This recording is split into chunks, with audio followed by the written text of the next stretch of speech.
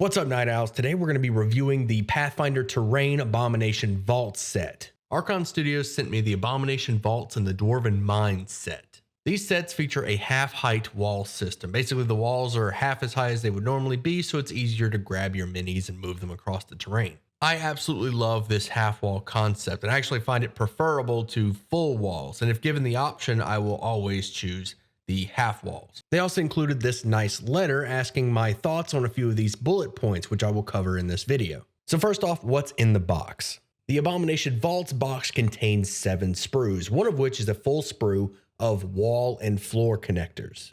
These connectors are modular and can be used to combine floors and walls from one box to another, like the Abomination Vaults and the Dwarven Mine.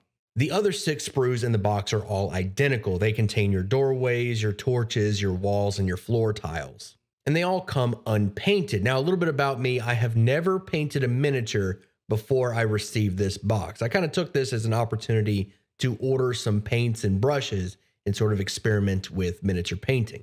Behold, my first ever painted miniature. After painting this, I realized how long it would take me to actually go through and paint all of these tiles and walls. And I wanted to get this review out in a reasonable amount of time, so this review will be unpainted. I'll probably paint all this stuff on stream someday. Now, I mentioned that there were 2 types of connectors, one to connect your rooms and the other to connect your walls. Here I'm using the wall connectors to create a dead-end hallway, and I'm going to leave one space open as a room connector. You can also place doorways on your wall connectors, and these can sort of act as dungeon entrances or exits. The doors clip into the doorway on a hinge so that you can swing them open and closed, or you can remove the door altogether if you just want a regular doorway. The walls and the doorways have these small knobs at the bottom of them that fit into the connectors. They can actually fit into the edge or into the room connectors, and I'll show you that in a moment. I used the box art as my guide on how to put this dungeon together, but obviously because it's modular, you could move things, rearrange things however you see fit.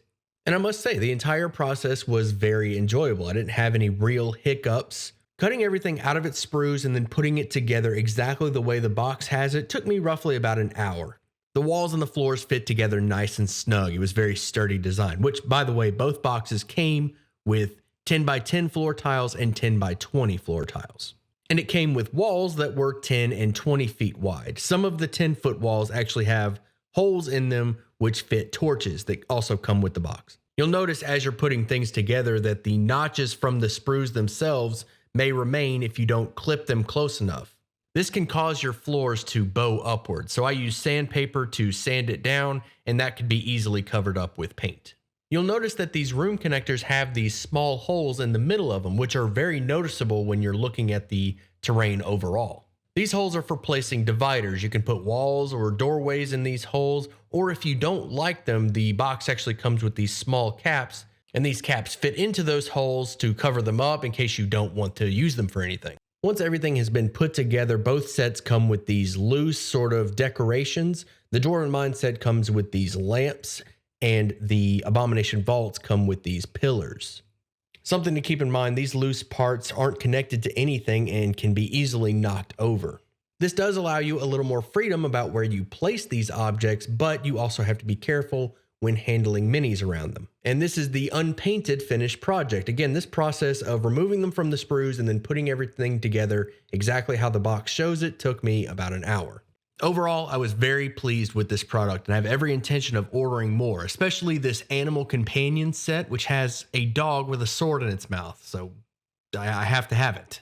You can find both the Abomination Vaults and the Dwarven Mine at the Archon Studio website. The Mine is $59 US and the Abomination Vaults is $69. Nice.